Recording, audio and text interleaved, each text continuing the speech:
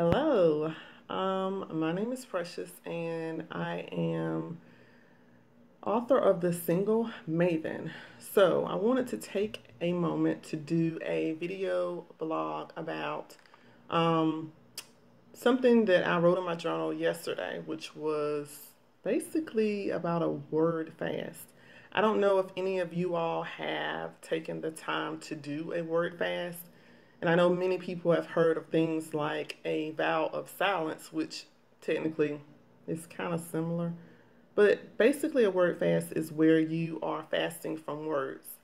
So I do want to take some time to kind of explain why I was thinking about doing this. I mean, it's not something that people normally think about, but it really was triggered from the aspect of me um, looking at the amount of words that I use on a regular basis, and this is in no way, shape, or form a reflection of the people that I'm around.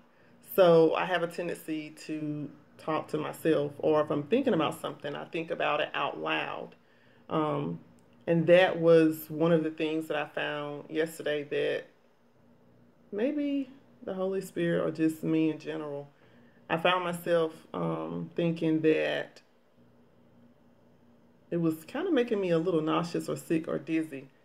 But the constant churning in my mind, the overthinking, which I've had some of my written blog posts are about that as well. But um, the overthinking, I think, is a spill out of the verbal garbage, for lack of a better term, that I have in my world on a regular basis. And I have some notes that I have here too to kind of share what I'm talking about. But I found that in my mind, it wasn't productive and it wasn't appealing to me. And I took some time to really just journal it. I went to Panera, I think, and I came back home. And I really took a word fast, meaning I decided not to speak unless I was physically talking to someone or maybe my dog, limited. But not to use what was in my head or thoughts to spill out into words that I'm using spoken, literally. And I think that looking at my notes here, my speaking was a result of me trying to process and overanalyze things. So, like I said, the overthink is spilled out into verbal garbage. And I'm not saying everything I said was garbage, but it was churning thought in an unhealthy way. And I don't know if any of you all have had experiences with it or experienced it. And you don't necessarily have to be single to experience that. People talk to themselves all the time. But the crazy part is sometimes when I'm talking to myself and I'm out, people will say, "What did you say? Huh?" And I'm like, crap, they heard me. I have to cover it up. Oh, nothing, nothing. That's okay. But it does like spill out in places that it probably shouldn't spill out. And I think looking at some of my notes that I have, why was I doing this? I was trying to figure it out why. Overthinking was like the first thing. My speaking was a result of trying to process and overanalyze things and not cut it off, like have a set cut off point. You can think about something, but then you just cut that thought off and move forward versus using a lot of energy to just continue to churn, churn, churn, churn. You go to the next topic, next topic, next topic.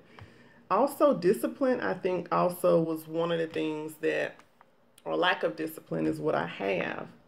Because sometimes you have to look at yourself and say, why am I acting this way? Or how do I feel after these specific actions?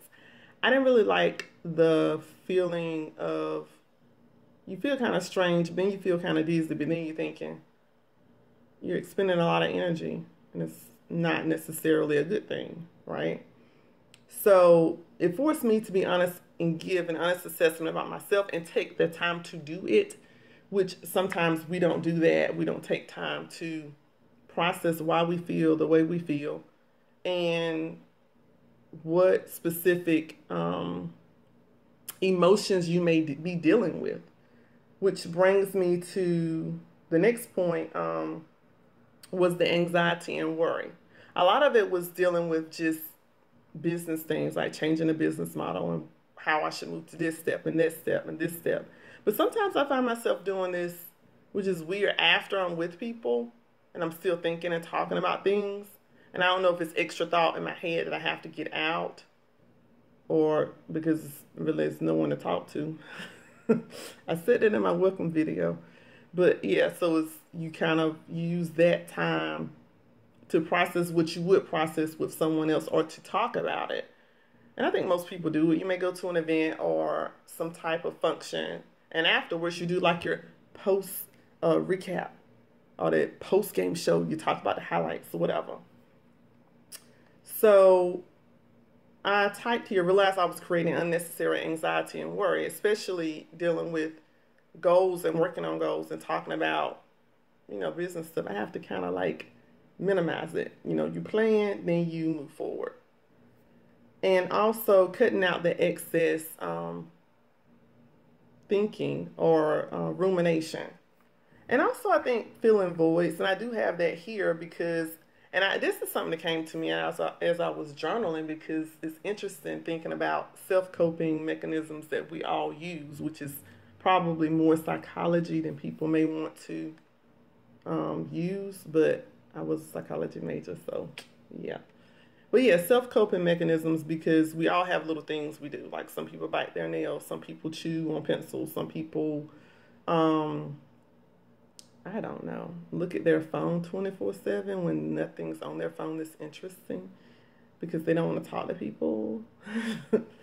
I don't do it that often, a little bit, but I notice other people do that as well. And one thing that came to me when I was writing in my journal was, if I never let the void happen, how could God fill it? So if I'm never actually, I don't know, alone in a room by myself, how can God fill that time and space in only a way He could do it? Or if I'm never silent, how can He fill the space to have a conversation with me? And if we always feel the voids in our life, how can God fill it with what He knows needs to be there? Because just because you're by yourself or you're single or alone does not mean you have to have constant conversation or constant words or constant people or human interaction. You don't necessarily have to have those things because this one thing is not there. The equivalent of, like it's the saying, what do people say? Just because I'm alone doesn't mean I'm lonely. So just because you're alone doesn't mean you're lonely. I mean, you have to feel that with something that semi-equates human interaction. And the takeaways I think I took from this, I have a few of them. Look at your words differently. I think a lot of times I'm kind of a wordy person, but just look at the necessity of using words and the necessity of whether it's necessary to even have any verbiage about this specific thing. Which I thought about doing another blog post about this. But people do little things sometimes, little nitpicky things. And in your mind, you kind of go off of, why did she do that? Or she did that to just see if I would say or do. And it could be. People do stuff all the time, childish, immature things, to get a rise out of you or to see what you will do or say. But do I have to have internal dialogue about it? Do I have to think about it? Do I have to even speak about it, even if it's under my breath? Not really. It's not warranted. Things that are not necessarily the mainstay, so to speak, do not warrant any type of words. So yeah, value in your words and the space that you're in, because words fill up space as well. We think that it doesn't. It's just like energy. You can have negative energy, it can fill up a space. You can have just words, unnecessary words, that fills up a space. Like people think about hoarders. Yeah, you can hoard words as well. I mean, I hadn't even thought about that until now I'm talking on this video blog. But yeah, you can do that. It can take up space. And it's something that's just not necessary for you to do in order to fill a void or in order for you to ease your anxiety or self-cope or whatever. I found that it also made me a bit calmer when I did this word fast. And I did it probably from like 9:30 until like 9 something, whenever I went to sleep. Because I even caught myself when I was speaking to someone and I was like, oh, that's a person. You can't speak, precious. But yeah, so it made me a little bit more disciplined and also focused on being mindful, which is my word for this year. So that's great.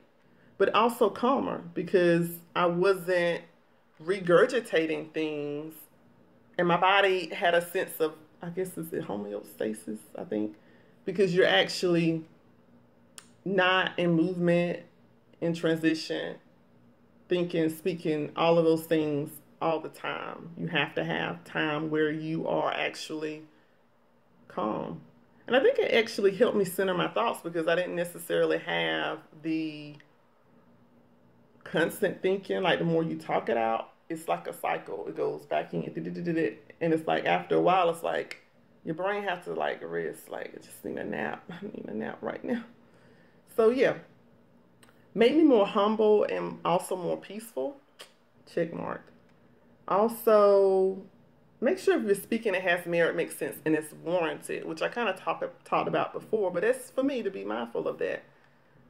Carefully select the amount of time you speak on a topic, and that could be with other people as well as yourself, because I don't think it's a bad thing to speak words out loud. They say most, what is it, the most highly motivated people are talk to themselves or whatever, but you have to curb it to the point that's necessary. That's balance and boundaries as well, which is another thing I'm working on. Look at the tone in which you speak. Does it bring life, or is it thought provoking or causing confusion, doubt, anger, depression, anxiety, dot, dot, dot. So what I was thinking with that takeaway is, yeah, you could be like talking to yourself, but is it bringing life? Are you doing your affirmations, or are you just regurgitating the same thing? Because sometimes I do that. I may think about something, and it's like, you know how you have experiences with people, those irritating experiences that like, and you kind of replay them like over and over. But why do that? Like you've already stated whatever that person did was not something that was what you would have chosen as the best way to do whatever they did. But why continue to think about it? If somebody forgot your birthday, this is a true example, then they forgot your birthday. I mean, at the end of the day, what can you do? Go back and relive your birthday and pretend that maybe they might do something? No, they didn't. That exists. You have to accept it, but you have to move forward. So no need to produce words and thinking about something that's done. What else do I have? Yeah, clear the space. Excess words fill the space in the room and in your life. So that's kind of what I'm working on as well. And God cannot speak if you're constantly talking. So yesterday, I think, because I was waiting like, okay, God's going to speak. Like I'm putting him on the timetable, really. But where I heard him speak, though, was in the taking time to not always be moving and speaking using words. I actually took, which I do take breaks, but they were more extended, more mindful breaks to be observant. Which yesterday was it was beautiful outside, like blue skies, like you could see the clouds. I'm like a cloud watcher. So I was like, wow, and it was the wind was blowing, but it was in such a way that it was a nice breeze and it was semi-warm, but it wasn't like cool. Like today it's kind of like cloudy, rainy, and like cool. But I mean, it was a nice temperature. So I was out with my dog. I mean, he was chilling. He was just sitting down, letting the wind blow through his little hair. And I was like, oh, okay. But I actually had a chance to close my eyes and just actually experience all of these things and then have thoughts about thanking God for the beauty of nature in my head. I mean, you could verbalize it. That's a positive thing. So I didn't have to word fast for that. But the fact of being able to hear God speak in nature and be observant and not necessarily, which I mean, from my understanding, yeah, I've heard God speak like not audible. It's kind of like an internal thing. But to be able to observe the words that he spoke when he spoke the world into existence and see the manifestation of that, and to be able to say, oh my gosh, this is great, this is awesome, this is beautiful, and to be able to be a recipient of that is great. So yeah, we could probably hear God speak in a lot of different ways because he already spoke. We just don't take the time to observe what he already spoke into existence. And it makes me more mindful of the words that I'm speaking and the time that I'm taking to say various things that could have merit to some degree, but it's not necessarily warranted. You know what I'm saying? Because it makes me think, now I didn't even type this out in my notes, but if he used words to speak things into existence, that shows you the power of words, but it could be positive and negative. So words are powerful, but if we use them in such a way that diminishes um, the power of them because we're constantly regurgitating something, um, we're diminishing our power as well. You know, you have the power to speak death and life, powers in the tongue. So yeah, you don't necessarily have to always, talk or speak. So let me see if I have anything else to share with you all about that. Oh, the Bible verses that I had, which, I mean, not all of these blog posts are going to have Bible verses, but for me, like I stated, as a Christian, I kind of try to go back to what is God trying to say to me, and that was overall what I was thinking yesterday. I found like Proverbs 17:27, the New Living Translation says, "A truly wise person uses few words. A person with understanding is even tempered. Even fools are thought wise when they keep silent with their mouths shut. They seem intelligent." I was like, ooh, okay. A truly wise person uses few words. Proverbs 13:3, those who control the tongue will have a long life. Opening your mouth can ruin everything. And I think that's true too in regards to responses to people or things. Because I found myself kind of limiting my thinking. Even if I notice something that's kind of like irritating, I try to limit my thinking about it. Or if I'm trying to find something, I can't. I don't ramble on and on. Where's the so and so? Why can't you? I'm like, So yeah, there's a byproduct to all of this. So I think that yeah, word fast, they work. I've never really done a word fast before, and I did it for a day. And I think probably I would encourage you to do one as well. See where it takes you. For me, it took me to a calmer, more peaceful place and to be able to hear what God already spoke. And I'm grateful for that. So thank you for sharing this time with me.